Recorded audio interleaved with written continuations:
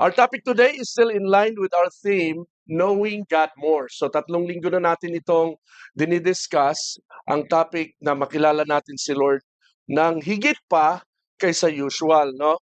Previously, we talked about who is the Father at saka yung what the name of God is.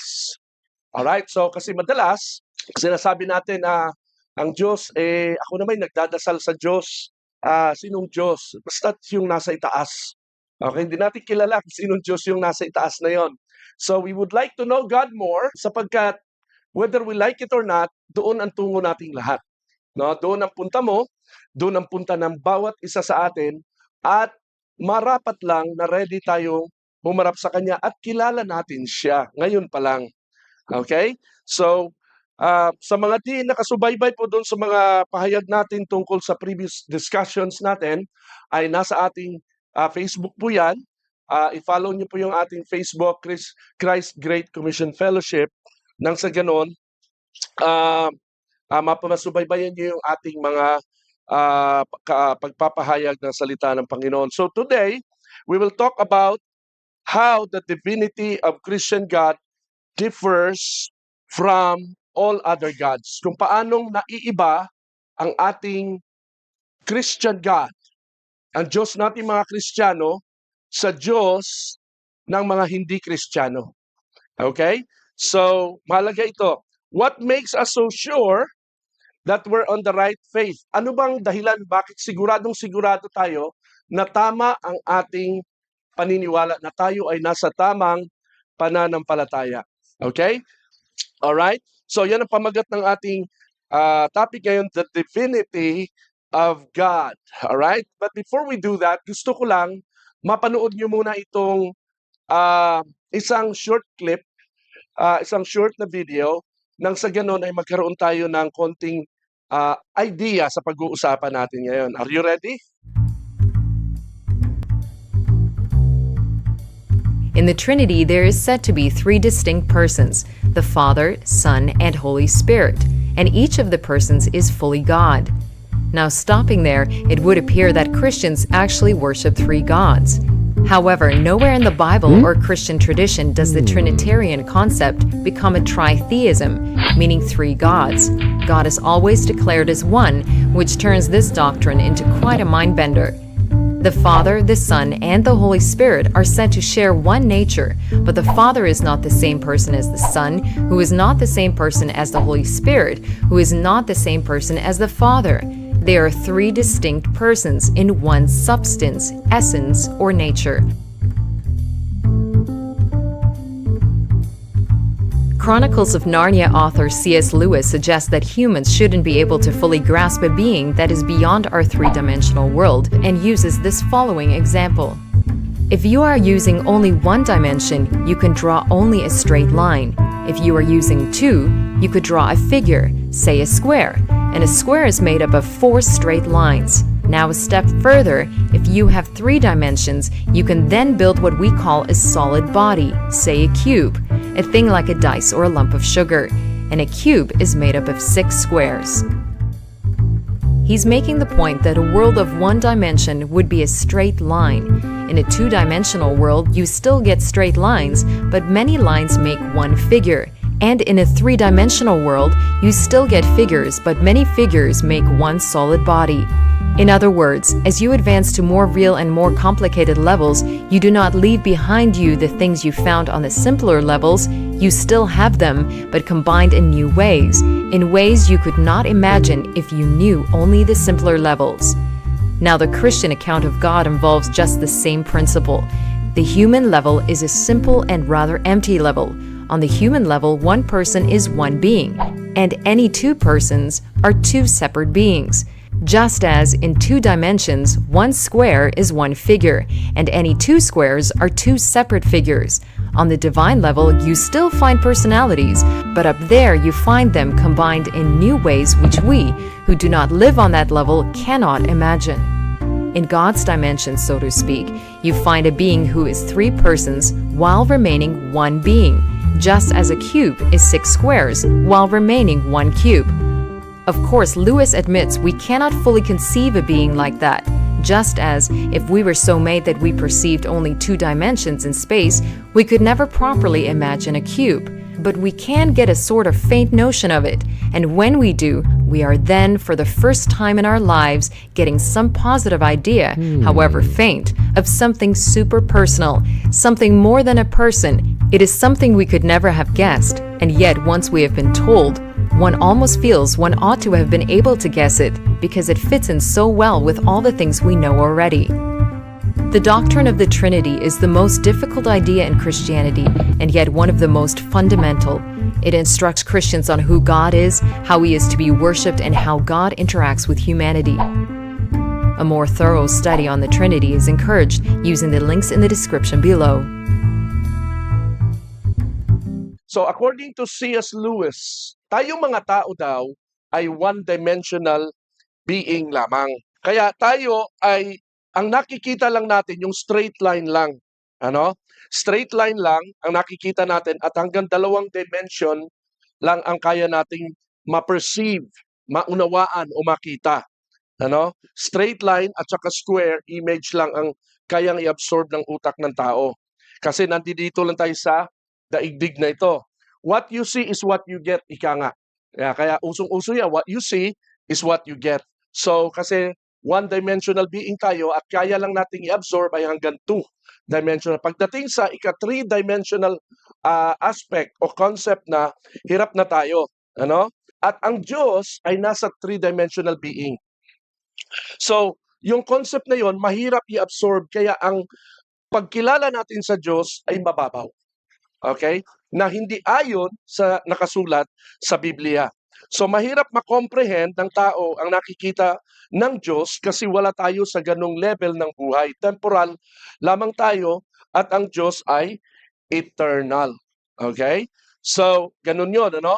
Yung nakita yung cube dyan, 2 dimensions, hanggang dyan lang tayo ang abot natin. Pagdating sa 3 dimensions, hindi na natin abot. Mas may papaliwanag ko ito maya-maya sa ating patuloy na pag-uusap. So, tingnan natin ang verse. Deuteronomy chapter 6 verse 4. Gusto kong i-establish natin dito that we have a one God. Alright? So, pakibasa ng malakas. Deuteronomy 6:4. Ready? Go. Hear, O Israel, The Lord our God, the Lord is one. The Lord our God, the Lord is one. Isa lang ang Diyos natin. So, yan ang premise. So, hindi tatlo ang Diyos, ano? Kasi mamaya, pwede kayong malito, bakit merong tatlong Diyos? Okay? So, ito na yung 3-dimensional concept ng Diyos na pinapahayag sa Biblia na hindi gaanong maunawaan ng mga tao. So, alam natin, everybody knows that Christianity has only one God. Ang tawag dyan ay monotheism. Sinabing mono, single line. Monotheism, one God. Tritheism, ito yung 3 gods.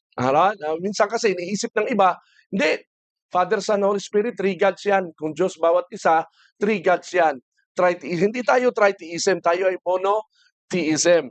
Yung polytheism, ito naman yung many gods. Maabot pa ng milyon ang Diyos ng iba, ng mga pagano dyan. Atheism, ito yung walang pinaniniwalaang Diyos. Pero ang Diyos ng Christianity ay unique. Everybody say unique. No?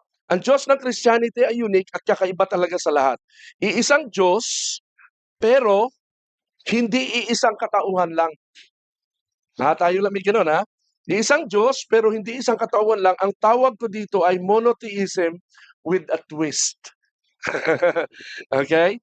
At dahil dyan, kaya maraming Kristiyano ang dilubos na nauunawaan ito o ang Trinity. At okay lang yan. No? Okay lang na hindi natin lubos maunawaan ang Diyos natin o ang Trinity. Tama lang na ganun na hindi nyo maunawaan masyado ang Diyos sa liit ng bungo nato, di talaga na mapagkakasya ang buong katotohanan ng Diyos sa ating utak. Kasi we are on the single line level, single dimension. Kasi itong logic dito, ano, kung ikaw na temporal being ay fully grasp mo ang isang eternal being, kita mo eto si God, eto ka, at kayang-kaya mong intindihin ang lahat ng pagka-Diyos ng Diyos, delikado yon. Dalawa lang yan, either Diyos ka din, o kaya yung Diyos na kinikilala mo ay hindi talaga Diyos kasi kayang-kaya mo lang siyang unawain. Nagigets natin yung logic doon? Yun yung sinasabi doon sa clip na yon. So mas okay na lang na hindi mo siya fully maintindihan para alam mo na you are dealing with the real God. Sabi sa Isaiah 55 verse 8 to 9, ang sabi diyan, ang sabi ni Yahweh, ang aking kaisipay, hindi nyo kaisipan. Ha?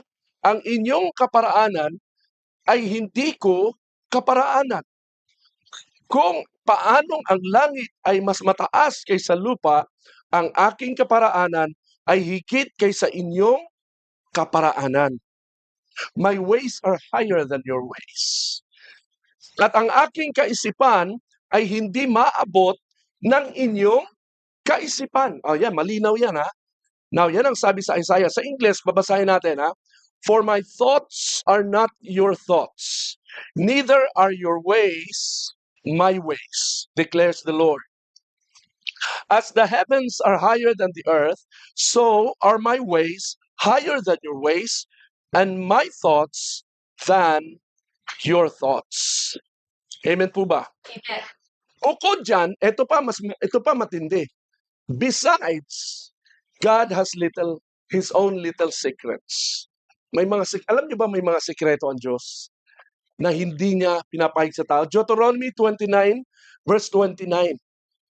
The secret things belong to the Lord our God, but the things revealed belong to us. So pagka meron kang hindi maintindihan sa Diyos, no? Sa halip na pagdudahan mo ang Diyos, sa halip na hindi mo siya paniwalaan, trust Him. Amen? Parang yung bata, pag sinabi ng magulang, anak, tahimik. Anak, be silent. Bakit niya ako pinapatahimik? Hindi ko maintindihan. Hindi mo man maintindihan, ang pinakamaganda mong gawin bilang bata ay sumunod. Naintindihan natin? Alright, so ganun yan. So, belong to us and to our children forever, that we may follow all the words of this law. So, pag may sinabi si God, hindi mo man maintindihan ng lubusan, sunod ka lang, follow.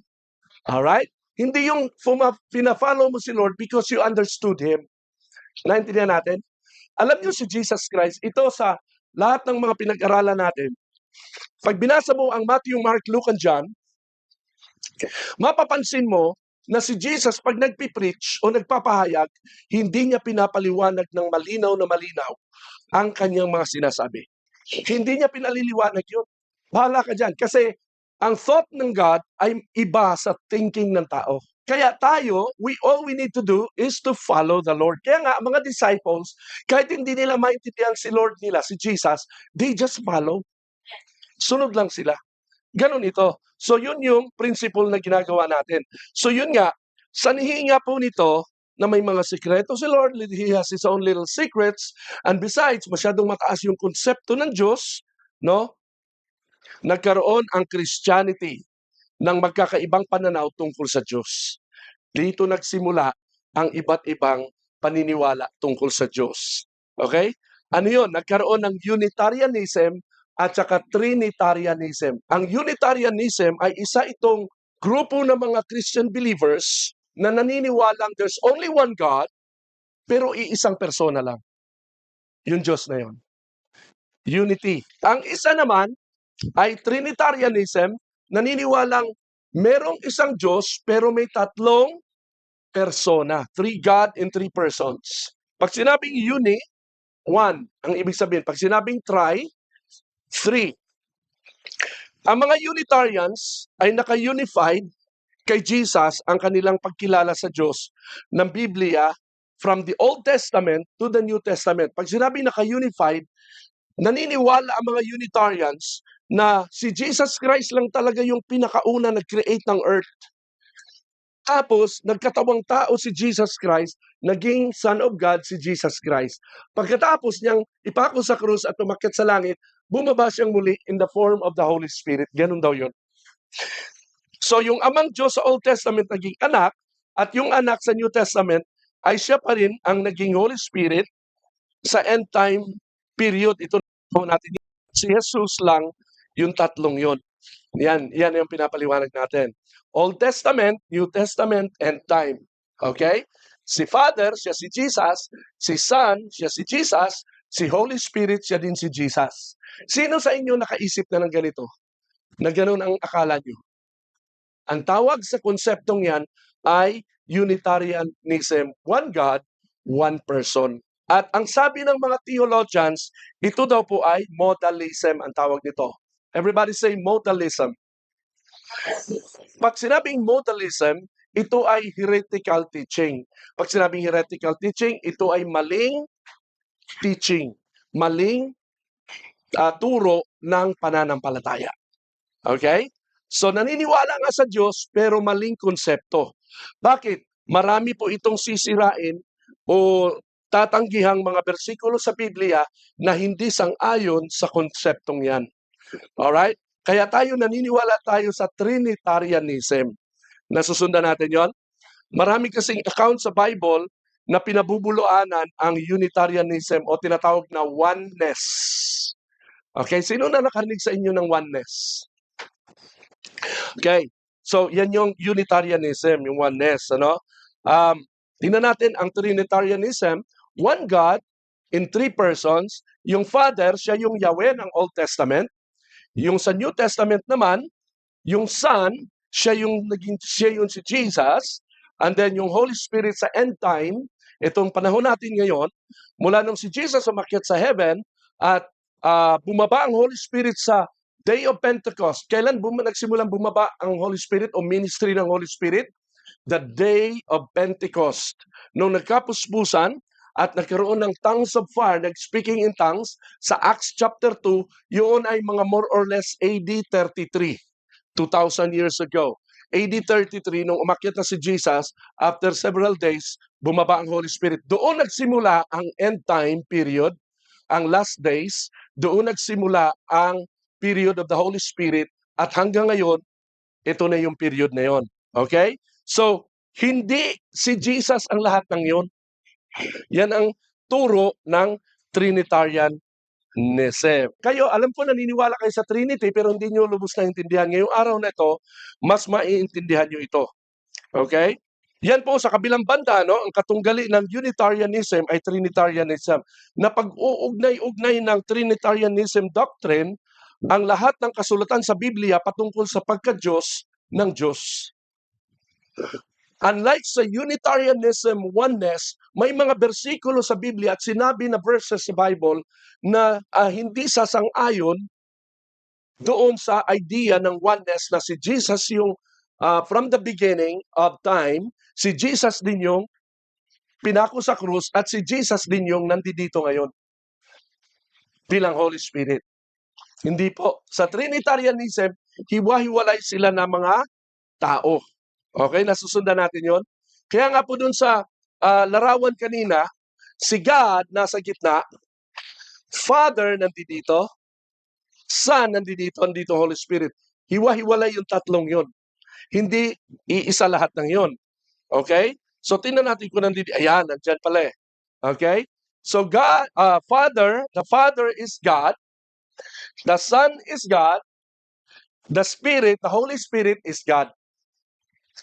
Okay? Three persons in one being. The Father is not the Son, and the Son is not the Holy Spirit, and the Holy Spirit is not the Father. Magkakaibang tao. Nagigets natin? Magkakaibang individual. Pero, iisang Diyos lang sila. Hindi mo pwedeng sabihin na tatlong Diyos. Kasi God the Father, God the Son, God the Holy Spirit. Pansinin niyo, never kang makabasa ng verse sa Bible na nakasulat, ganun ang pagkakasabi. God the Father, God the Son, God the Holy Spirit. Kaya mali po yung pag nakakarinig kayo ng sinasabing God the Father, God the Son, God the Holy Spirit. Yun ay, kung tawagin, ay extra-biblical statement. Pag sinabing extra-biblical, labas sa Biblia na statement. Maling konsepto yon. Ang sinasabi lang parati ng Bible, Father, Son, and Holy Spirit. Pag nagsabi ka kasi ng God the Father, God the Son, God the Holy Spirit, tatlong Diyos na yun. Tatlong God ang binanggit mo eh.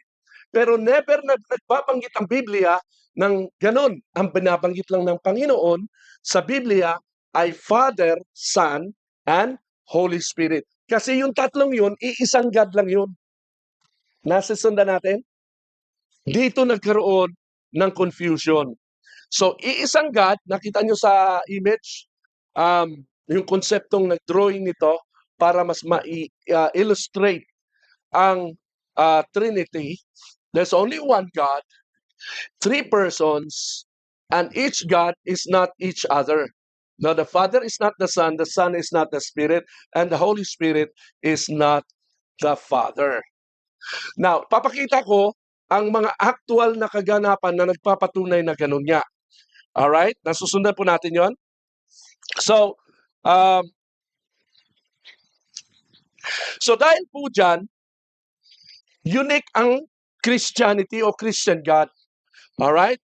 So, kaya nga, wag daw tayong gumamit ng analogies. Alam niyo analogies, pagsasalarawan. Ang sinasabi lang dyan, maraming nag-a-attempt na ipaliwanag ang Trinity sa pamamagitan ng mga physical things on earth. You cannot do that. Kasi hindi kayang ipaliwanag ng temporal aspect of physical things na nangyayari sa earth ang divinity ng Diyos. Hindi talaga magtutugma yun. Mamamali. Na ang Diyos, kasi create tayo in the image of God. Body, soul, and spirit. Ganon din. Kasi ganon din ang Trinity. Father, Son, and Holy Spirit. Hindi tugma yun. Kasi ang Father and Son at ang Holy Spirit magkakaibang katawan. Ang body, soul, and spirit, isa lang katawan. Nasa isang content lang, contained in one body. Pero ang Father, Son, and Holy Spirit, they are not contained in one body. Bilang katunayan yan, ang Holy Spirit na isi-send out, na ipapadala. Si Jesus na ipapadala din. Hiwa-hiwalay sila. Nasusundan natin yon. Okay, so we cannot use analogy. Yung itlog, yung sinasabi nila na itlog, no? May shell, merong white sa loob, merong egg yolk na kulay dilaw, no? Hindi po pwede yun kasi iisang egg yun. Pag pinaghiwalay mo yung dilaw, ang dilaw ay hindi na itlog, yolk lang yun. Pag hiniwalay mo ang puti, hindi na itlog yun. Puti lang yun na itlog. Pag hiniwalay mo ang shell lang yun, hindi siya itlog. Unlike si God, pag hiniwalay mo si Jesus, God siya. Pag hiniwalay mo si Holy Spirit, God pa din siya. So you cannot use that. No? So, ganun yon. Yung modalism naman, tulad pinakita ko kanina, na si Jesus, yung Ama, Anak, Espiritu, pinapaliwanag naman ng iba na parang tubig. No? Water, ang water daw ay pwedeng solid, liquid, at saka gas. Pero iisang tubig lang yon, no? Tubig lang din yon. Solid, pag naging ice, liquid, pag natunaw, at saka pagka sumingaw ay naging gas. Hindi rin tutugma yon. Nasusundan natin? So, ang sabi dyan, don't use analogies.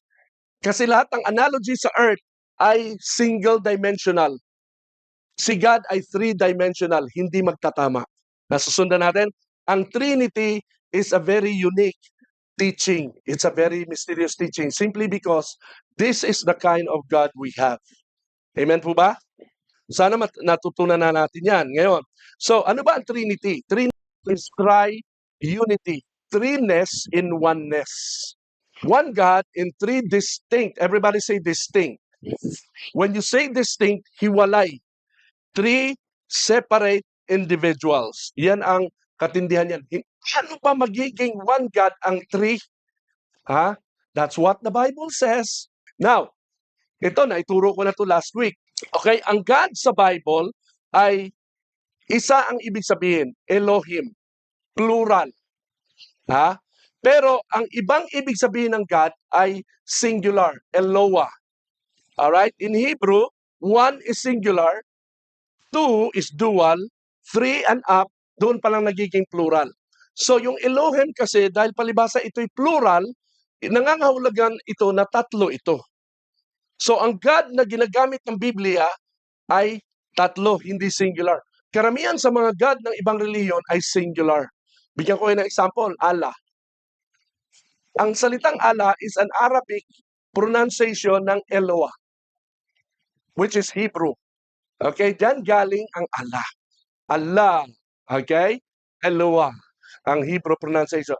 Transliteration lang at saka pronunciation lang. Singular yung God na. Kaya lagi pinagmamalaki ng mga Muslim, there's only one God. Binabanatan lang tayo dahil three daw ang God natin. Okay? Kasi Elohim ang ginamit na word ng God sa Bible. Alright? Katulad din ng ibang mga nakita niyo yung image na yan? Yung image na yan, no, yung dalawang images na yan, yan ang tunay na biblical angels. Yung nakikita niyong angels na drawing ng angels na poging-pogi, na may sibat at ano pa may malaking pakpak, hindi yan ang tunay na biblical angels. Ganito ang tunay na larawan ng angels na pinainting nila based on the biblical accounts and description. Meron pa nga doon, punong-puno ng mata, ang seraphim. Now, ang tawag sa dalawang klase ng angel, cherub at saka seraph. Pag sinabing cherub, ito'y singular. Pag meron ng im, bim, ito ay plural. Seraph, singular, seraphim, plural. Kaya pag nakabasa ka sa Bible ng seraphim, ito'y marami. No? More than 3. Ayan, pag nakabasa ka ng seraph, ito'y singular. Ganon din si Eloah. Pagka Elohim na pronunciation, mayroon ng im sa dulo, plural na yon. How can God be plural when He is only one God?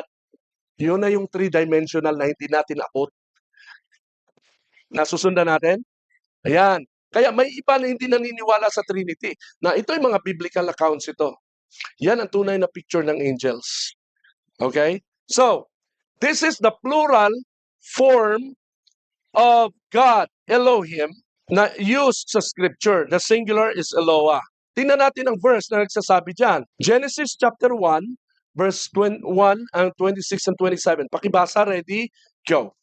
In the beginning, God Elohim created the heavens and the earth. Then God Elohim said, "Let us make human beings in our image, be like us." Ayan, kita nyo? Elohim, alam na natin, it's a plural form of Eloah. He created the heavens and the earth. Then God said, let us. Kita mo? Siya lang mag-isa, pero sabi dito, let us make human beings in our image. Plural yung our, yung image singular. So ang image ni God, isa lang talaga. Pero plural siya. Ang hirap intindihan, ano? Hindi tumutugma sa English subject. Ganon yun. So, to be like us. Okay, ano naman ang twist nito? Ito na ngayon, ang twist. So, God, Elohim, created human beings in His own image. Ayun na. Yung us kanina, yung our kanina, naging His own image. In the image of Elohim, He created them, male and female. He created them, puro singular pronouns ang ginamit. He. Alright? Kasi there's only one God in a plural form and a three-person, three individuals. Even right from the beginning, God already manifested His unique sovereign nature by showing both His plurality and singularity at the same time. Alam nyo, hindi pasok to sa English language natin or English grammar. Nung magkasama si plural at saka si singular. Naintindihan natin? Alright? So, yung plurality ng isang being at saka yung kanyang singularity, they are working at the same time, which is incoherent. Pag sinabing incoherent, di magkaugnay.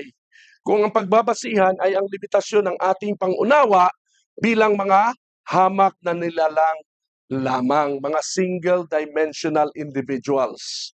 Okay? But God, because He is all sovereign, He is all supreme, pwede sa Kanya yun.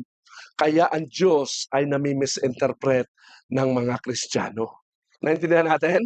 Pero nasusundan niyo ba ito? Naintindihan natin. Si Inang, naintindihan ni Inang. Hopefully malalim ito Okay, isa ito sa pinakamalalim o mahihirap na topic sa Biblia. So, hindi siya in line sa normal logic nating mga tao. Ang plural at ang singular values kasi ay opposite sa isa't isa. Sa atin, plural kung marami, singular kung isa. Okay? Hindi pwedeng pareho. Pero sa Diyos, ito ay pareho lang. Allah. Amen. Doon nagkatalo si Trinitarian at saka si Oneness, si Unitarian. Alright? It's because of our human limitations. Pero with God, He is both plural and singular. Pero yan ang Diyos Wala kang magagawa dyan. God is what? God is infinite. God is infinite and we are finite beings. God is all sovereign and all supreme. Who are we to question God? Tayo single liner lang ang tanaw natin. Basta't ganun lang. Pero si Lord, kahit saan yan. Infinite yan. That's what God is. So how can anybody fully understand God's Trinity in this case? You cannot. You just can't. This makes God God and man human. You just have to accept the fact by faith. Yung konsepto kasi na misteryoso ang bagay na to, yung iba hindi nila mag-grasp o maintindihan at hindi nila tinatanggap ito. Kasi ang alam nila, ang gusto nila, lahat ng tungkol sa Diyos, kasi ang palibhasa ang Holy Spirit ay sumaiyo na, maintindihan mo na full si God. Alright? So yan ang idea nila. Meron tayong babasahin na verse, Isaiah 9:6, pakibasa. Everybody, ready, go. At isinilang ang isang sanggol na lalaki na nasa asin. Ibibigay sa kanya ang anak, at siya ay tatawaging kahanap-buhay. Makapangyarihang Diyos, walang hanggang prinsipe ng kapayapaan. Sabi niya, malinaw. Pag may nagtanong sa inyo, sige nga, pakitaan mo ako ng bersikulo sa Biblia na nagsasabi direktamente na sinasabi na si Kristo ay Diyos. Ayan makapangyarihang Diyos. Yung anak na isinilang na sanggol. Pero hindi yan ang i-discuss ko dito. Walang hanggang ama. Nakakita na ba kayo ng isang isinilang na sanggol na tatawaging walang hanggang ama? Ang sanggol ay sanggol, hindi ama. Pero si God, sanggol siya, pero siya din yung walang hanggang ama. Sa kanya lang pwede yun. Sa human understanding, hindi pwede yun. Ang baby ay hindi pwedeng maging ama. Pero kay si Jesus ay ama. Now take note, capital A. Yan ay tumutukoy kay Yahweh. Yan ay tumutukoy kay Elohim. Tumutukoy na ang baby na ito na isinilang at si Elohim, si God, si Yahweh ay iisa lang. Pero magkahiwalay sila. Andun ang ama sa langit, ang anak ay ipinanganak dito. Yun, pumapasok na yung konsepto na magkahiwalay, distinct individuals. Nakukuha natin? But they are just one. Ito ang dahilan kung bakit ang mga oneness, sinasabi nila si Jesus ay siya ang ama, siya rin ang mismo si Yahweh. Kasi sabi diyan, siya yung walang hanggang ama. Pero bakit hindi sila nasa isang lugar? Hiwalay na lugar. Yung sanggol ay nasa lupa, yung amang nagsilang, ang pinanggalingan niya ay nasaan? Sa langit. Ang ama kasi nasa langit lang parati yun Okay? Now, tingnan natin ang next verse. Isaiah 48:16. Pakibasa po na malakas. Ready, go. God is sovereign, and His Spirit was sent me with His message. Okay. Ayun na naman. Sovereign Lord and His Spirit. Dalawa na naman, plural ito. Dalawa. Magkahiwalay. Ako at ang Spirito ko ay hindi hiwalay. Pag ako'y ina-address nyo, you never mention my spirit. Kasi iisang content lang niya ako At saka yung spirito ko. Pero si God, hiwalay kasi ang spirit ni God sa kanyang sarili. In fact, sa Book of Revelations, may sinasabi doon the 7 spirits of God. Nasusundan natin? Okay. So, kaya, sabi dito, anong kasunod na word sa spirit? Have. Kailan ginagamit ang salitang have? Pagka-plural. Aha. So, ito yung konsepto ng Trinitarianism. Na kung bakit Trinity, threeness in oneness. Plural. But we are aware that there's only one God. Katunayan ito na ang third person in the Trinity, who is the Holy Spirit, ay talagang separate person from the Father. So ano ibig sabihin? God in 3 distinct persons. Okay? Psalm 104, verse 30. Pakibasa ng malakas. Ready, go. Send forth your spirit. They are created, and you renew the face of the earth. Kita mo, alam natin from the beginning, ang daming verses na sinabi ng Bible na it was God, Yahweh, who created the earth. Pero dito, ang Spirit ang nag-create. You send forth your Spirit. Yung word na send, pag naipapadala, may talungin ko kayo. Pag kayo ba nagpadala ng pera, o ipadala mo nga ito sa Bulacan, o ipadala mo nga ito sa Pangasinan, itong pera na to, kasama ka ba sa padala? Kasama ka sa padala? Hindi. Hiwalay yung pinadala mo sa nagpadala. Ganon yung sa ating linear thinking, single-dimensional thinking. Pero iba kay Lord. Nasisend niya ang Holy Spirit, pero ang totoo, nandoon siya sa heaven, naiwan, nasisend niya ang Holy Spirit, nandito sa earth, nasisend niya sa earth ang anak, isinilang yung anak, pero kasama pa din siya. You know why? Because God is omnipresent. Amen. Yes, palakpakan natin dito. Pag sinabing omnipresent, He is everywhere. At yung konseptong yon, yun yung three-dimensional na hindi natin grasp in full. Ipinakikita nito na may tatlong magkakahiwalay na persona ang kaisa-isang Diyos. Tingnan pa natin ang Juan 6:38.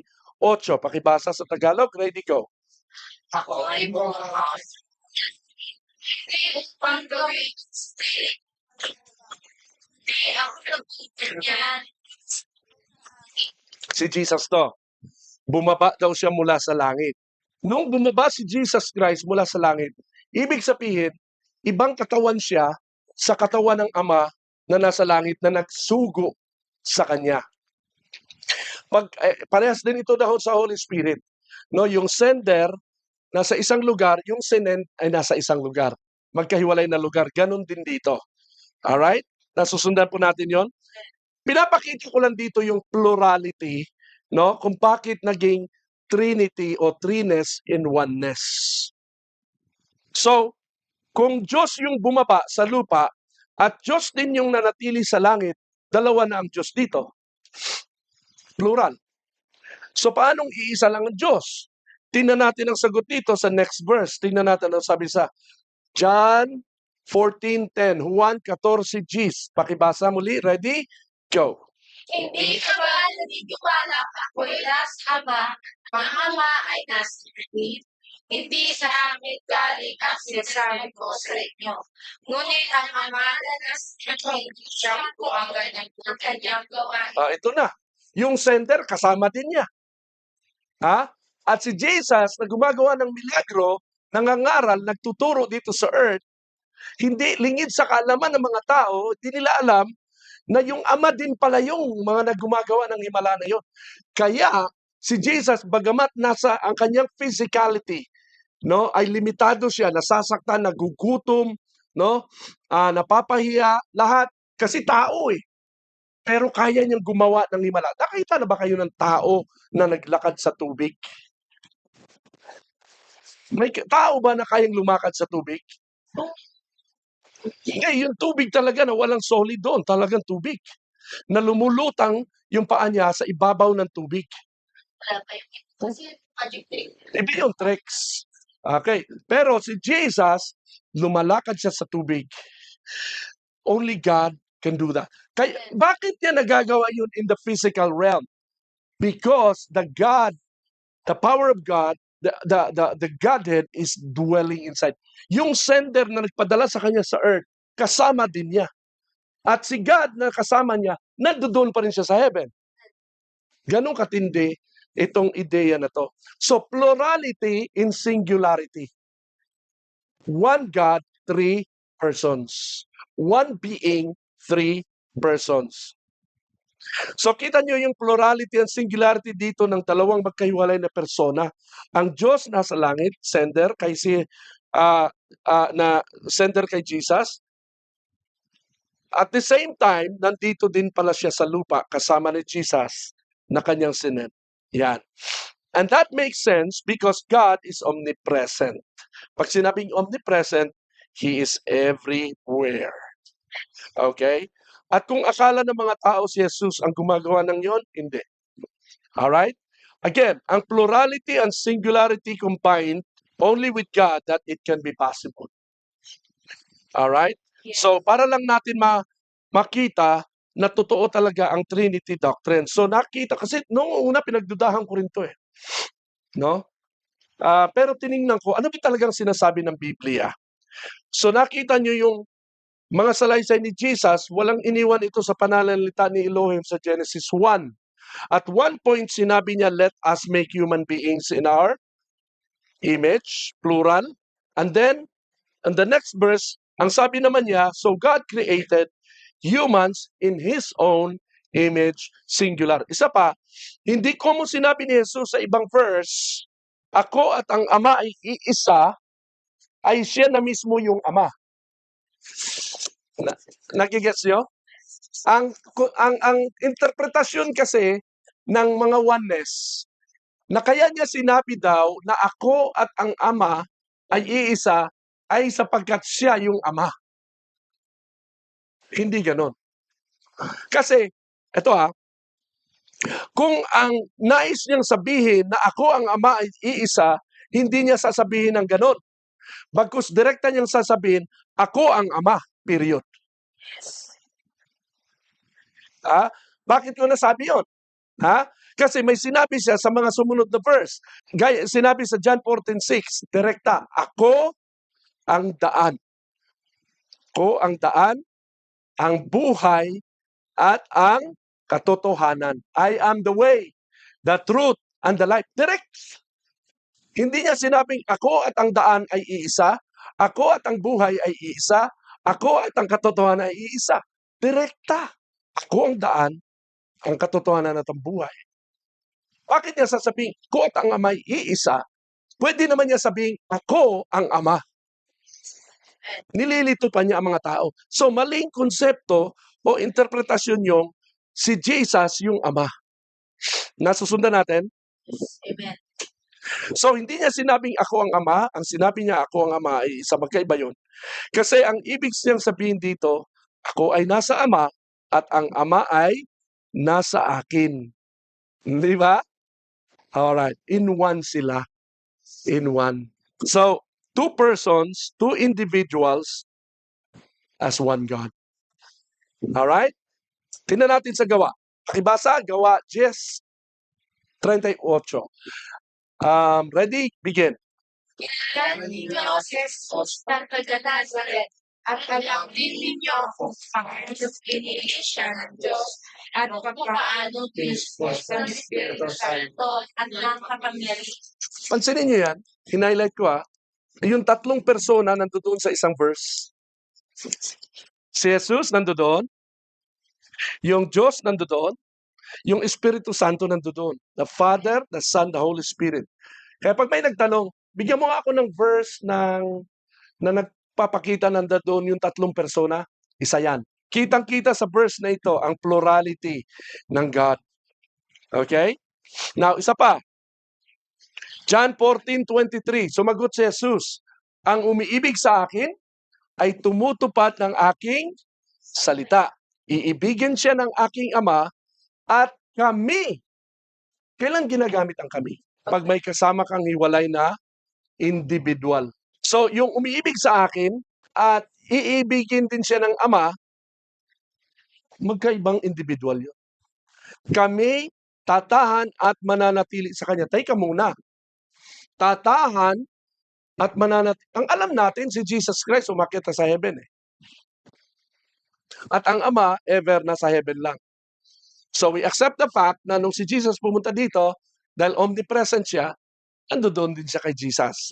Pero sila ay nasa heaven.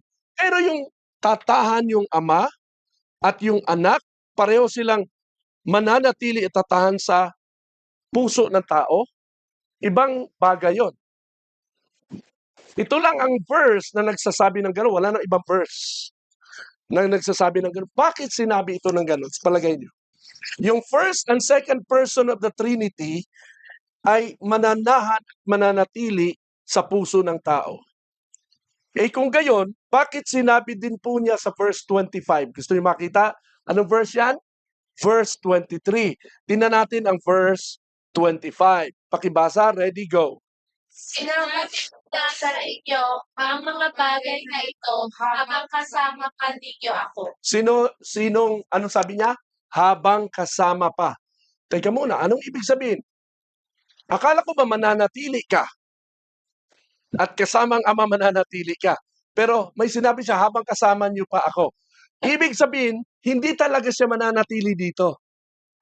Sino yung mananatili dito sa palagay niyo? Holy Spirit. So, in the presence of the Holy Spirit, sa buhay ng mga Kristiyano, yung Ama at ang Anak, nandoon na rin. Holy Spirit, Ama at ang Anak, kami ay mananahan at mananatili sa inyo. Yan yung konsepto dyan. Ang third person of the Trinity, ang tinutukoy dito. So, ang ibig sabihin, o ibig talaga sabihin ni Lord sa verse 23, na sila ng Ama ay tatahan at mananatili sa tao ay through the Holy Spirit. Nasusunod natin? Bakit ko nasabing ganon? Context. Hindi ko imbento yan. Anong verse yan? 25. Tingnan nyo sa verse 26. Pakibasa, ready, go. Ngunit ang tagapagtanggol, Espiritu Santo na isuko ng Ama sa pangalan ko, ang siyang magtuturo sa inyo ng lahat ng bagay at pagpapaalala ng lahat ng sinabi ko sa inyo. Yun naman pala, Holy Spirit talaga. Now, pansinin nyo, yung Trinity nandoon naman, nabanggit. Espiritu Santo, Ama at pangalan ko. Anong pangalan ni Jesus? Jesus. So yung Trinity nandoon, no?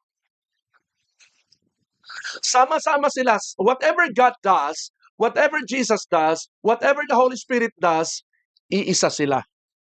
Bagamat sila ay magkakahiwalay na individual. Si Jesus at ang Ama na nasa langit ngayon ay kasalukuyan ding nandito sa mundo, nananahan at nananatili, particularly sa buhay ng mga Kristiyano, in the person of the Holy Spirit. Dito natin makikita na ang Ama, Anak at Espiritu Santo na tatlong persona talaga ang Diyos.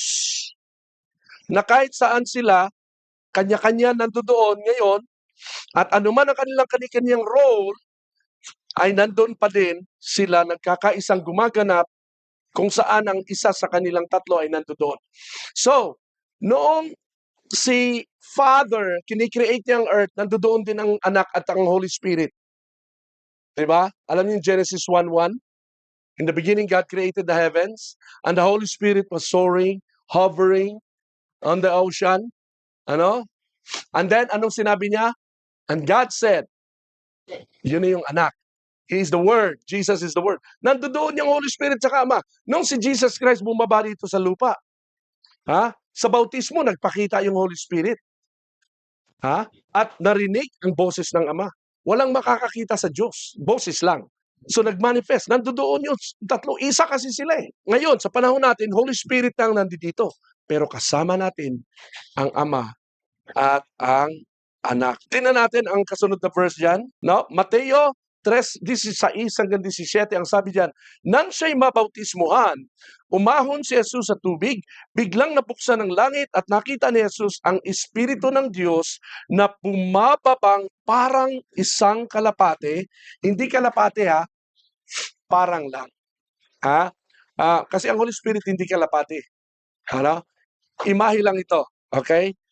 Parang isang kalapati at dumapo sa kanya at isang tinig mula sa langit ang nagsabi, ito ang minamahal kong anak na lubos kong kinalulugdan. Alam natin yun yung Ama. Sa palagay niyo, bakit kaya nagpa-eksena si God ng ganito during the baptism? Nagpadala pa siya ng kalapati at nagparinig ng tinig mula sa langit. Anong ibig niyang iparating sa mga tao sa eksenang ito? Supernatural event ito at maraming nakakita at nakarinig. Bakit ginawa ito ni Lord? Para balituhin ang isip ng mga tao? Para ba magkaroon ng iba't ibang interpretasyon sa tanawin yon na ang Diyos ay tatlo? Tatlo ang Diyos natin? Kasi ang Judaismo, ang relihiyong Judaismo, ang mga Hudyo, buong puso nila naniniwala sa iisa lang talagang Diyos. Ngayon nagpakita siya ng ganito, gusto bang manlito ng Diyos? Hindi. Ipinakikita niya na si Ama, siya na Ama ay hindi siya si Jesus at ang Espiritu Santo ay hindi rin si Jesus. Iba si Jesus sa tinig, iba si Jesus sa Espiritu. Kaya mali talaga ang Unitarianism, ang modalism, ang oneness. Alam niyo bang mula pagkabata, buong akala ko si Jesus lahat yon. Oneness ang nakalakihan ko eh. Tapos nung sinearch ko ito, pag binabasa ko tong verse na to, Mateo 3:16, teka muna, kung iisa, bakit tatlo yan? Kita niyo yon? So, klaro ba ito? Klaro sa inyo? O naguguluhan kayo? Clear. Very good. Palakpakan natin si Lord kung malinaw sa inyo. Thank you. So, pinapakita ng Ama na hindi siya si Jesus. At pinapakita rin diyan na si Jesus ay hindi yung Espiritu Santo. Kasi si Jesus yung binasa ng tubig ni Lublub eh. Okay? Ang ganitong interaction, everybody say interaction. Kita mo yung interaction ng tatlong being, tatlong individual. Ang ganitong interaction ng Trinity ay posible lamang kung hindi iisang tao ang Diyos kagaya ng katuruan ng Unitarianism. At saka di nyo ba napansin, ang tatlong kapanahunan ng history, okay? Mayroong tatlong kapanahunan ng history of time. Alam niyo po ba yon? Mula creation hanggang wakas ng panahon, ay tila baga naka-duty ang bawat persona ng Trinity at bawat isa sa tatlong panahon na yon ay laging magkasama yung tatlo. Alright? Tingnan natin. Tingnan nyo itong image na ginawa ko rito. This is the manifestations of the Trinity. Sa Old Testament, yung Father, nag-manifest siya para gawin ang law at saka ang temple. And then, sa maikling panahon ng life ni Jesus Christ ng anak, na-establish ang salvation. And then, sa panahon natin ngayon, which is the end time, yung Holy Spirit, patuloy ang gospel na ipinapangaral sa buong mundo. It is because of the Holy Spirit. Alam nyo, itong advent ng internet, no, na napapanood tayo sa buong mundo, pwede tayong panoorin anywhere throughout the world. Andito lang tayo sa isang lugar. Alam nyo, naniniwala ako, yung pong advent ng internet, three-dimensional yan. No? Hindi, mahirap intindihin ng tao yan. No? Na nandito ka sa isang lugar, pero napapanood ka sa buong mundo. Isang wisdom yan galing sa Diyos. Alam nyo, naniniwala ako kung bakit nangyari yan. Gusto nyo malaman kung anong paniwala ko kung bakit nangyari ang internet? Bakit nagkaroon ng internet? Kasi merong nakalagay sa Bible na pagbaba sa Revelations chapter 1 ito, pag darating na si Jesus at bababa, every eye will see Him. Lahat ng mata, makikita siyang bumababa sa langit. Kailan lang posible yun? Lahat ng nasa north, nasa south, nasa east, nasa west ng earth, mapapanood si Jesus Christ na bumababa sa isang lugar. Kung bababa siya, alam niyo kung saan siya maaling more or less bababa? Ano sa palagay niyo? Saan kaya si Jesus bababa? Sa US kaya o baka sa Pilipinas? Saan kaya siya bababa? Saan? Sa Zion. in Jerusalem. Ngayon, tingnan nyo sa mapa, gaano kalayo ang Jerusalem sa Pilipinas. Paano makikita ng mga nasa kabilang panig ng mundo ang pagbaba niya kung hindi dahil sa internet? Nasusundan natin? Naka-live yun. Kamukha natin. Naka-live tayo. So, anong ibig sabihin nito? No? Ang Father, Son, and Holy Spirit, meron silang in-establish na mga gawain dito sa earth hanggang ngayon. Pero lahat silang tatlo sama-samang gumagawa because they are one. Amen po ba? Pangwakas, gusto ko lang itong banggitin. Malalim ang pagpapahayag ang binahagi ko sa inyo tungkol sa Trinity. Hindi ito ni-explain ng ganon, ng ganito. Okay? Kahit sa YouTube, walang nag-explain ng ganito. Subalit may mas malalim pa at mas mahalaga na kaalaman at karunungan sa Biblia ang kailangan yung matutunan. Alam niyo kung ano yun? Walang iba kundi ang pagsunod at pagtupad sa kalooban ng Diyos. Huwag natin pag-awayan ng Trinity. Huwag natin pag-awayan ng unity.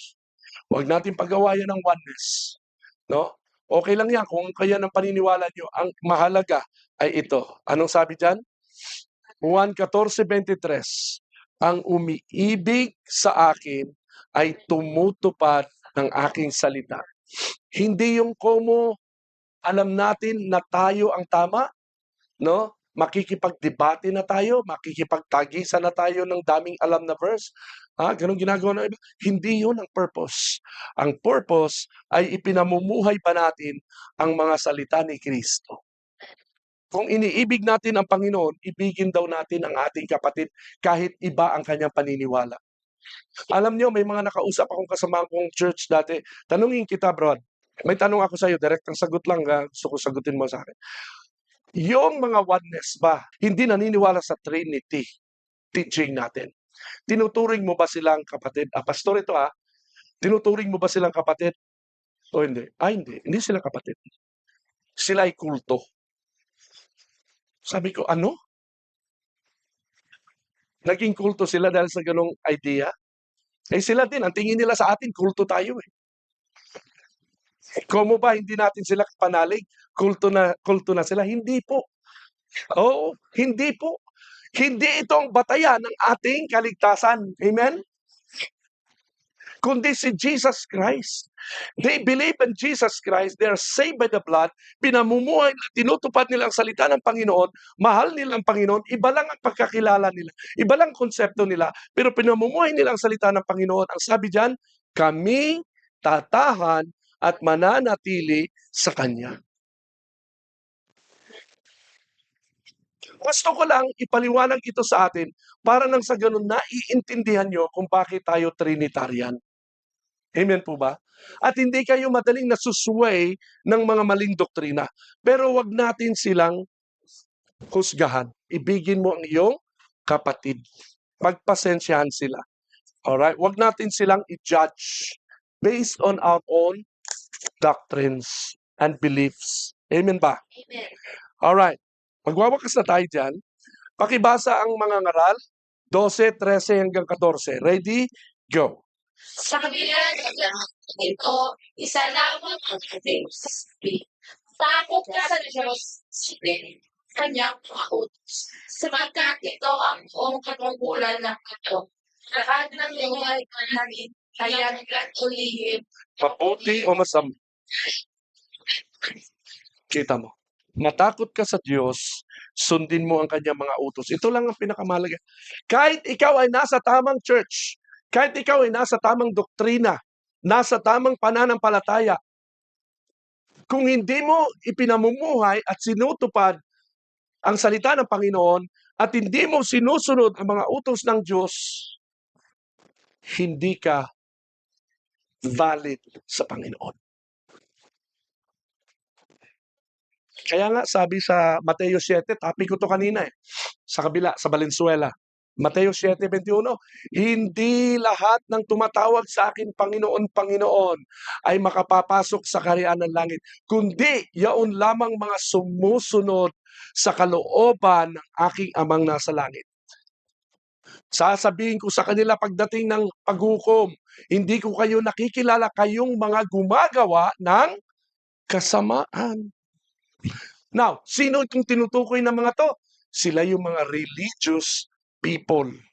Kita mo pala simba, pala dasal. Sinabihan ni Jesus ng ganon? Wala pala sa reliyon, wala pala sa pagiging paladasalin, wala pala sa pagiging palasimbahan, wala sa pagiging Trinitarian, wala sa pagiging oneness, wala sa kung anong doktrina natin ang ating kaligtasan, kundi kapag pinamumuhay natin ang katuruan ni Jesus Christ. Magtatapos ako sa ganito. Si CJ may dalawang anak. Ang pangalan si Jelvy at saka si Javen, babae at lalaki. Posibleng sa kanilang paglaki, ngayon tinuruan sila ng ang mama at papa niya ay ganito. Sa kanilang paglaki, posibleng si Javen ay iba ang konsepto niya sa kanyang mama at papa. At si Jelvy, iba din ang konsepto niya sa mama at papa niya. No? Posible? Posible. Kasi ako, panganay ako sa 10 magkakapatid, iba rin ang konsepto ko sa mama at papa ko kaysa konsepto ng mga kapatid ko sa mama at papa namin. Pero magkakapatid kami sa ayaw namin sa gusto, anuman ang konsepto namin. Amen? Ang kailangan ay magmahalan kami, magtulungan kami, at mamuhay kaming parang tunay na mga anak ng aming mga magulang. Nasundan natin? Ganon din tayo sa Panginoon. Huwag tayo mag-away-away ng dahil sa ating doktrina. Mahalaga na makilala natin kung ano ang pananampalataya natin at makilala natin kung sino ang Diyos. Yan ang purpose ng ating tema. Para mag-mature tayo. Pero hindi ito para makipagtagisan tayo sa hindi natin kapanalig. Mahalin natin sila. Tayo manalangin. Dakilang Diyos, maraming salamat sa hapon na ito. Binigyan mo kami ng pagkakataon na kami ay matuto sa iyong salita. Hayaan mo, Panginoon, na ang mga bagay na ito ay tumimo sa aming puso and continue to guide us, O Lord, para ikaw, Panginoon, ay siya naming ipamuhay at sundin ang iyong salita. Ibigin namin ang aming kapwa, katulad ng iyong sinabi, at sundin namin ang iyong mga salita. Manahan ka sa amin, manatili ka sa amin, magpakailanman. Hanggang sa kami iyong kunin o ikay makita namin ang mukhaan, purihin ka, dakilang Diyos, Ama namin banal, sa pangalan ng iyong bugtong na anak na si Jesus. Amen. Amen. Sa lahat po ng nanonood ng live natin, panoorin niyo po ito at i-share niyo po sa iba. At ibahagi niyo kung kayo ay may comment, mag-comment po kayo. At titingnan po natin yan at sasagutin po natin yung iba sa atin. Ay manatili po kayo, follow Christ Great Commission Fellowship sa ating Facebook. Sundan niyo ang ating mga likuhang mga pagpapahayag ng salita ng Panginoon. Maraming salamat sa inyong lahat. Purihin ng Diyos, pagpalain kayo ng Panginoon.